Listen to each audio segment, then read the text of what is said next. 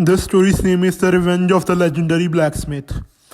In this story, there is a game, and well, it's kind of like a game, an isekai type of story where our character loses all of his power and then chooses a new character and well tries to play the game again. Well, that's all about the story. It's really funny how our main character ends up naked in the street.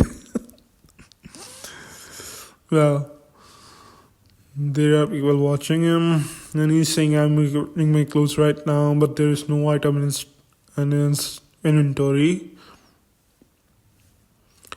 He's saying he's been level 1 and he screams out loud. His moms come in and say, "What is wrong, my son?" "Mom, what? My account is gone." "What account? Your game account? You always play games all day. Buckle up and be a man." Oh, my game is gone. What to do?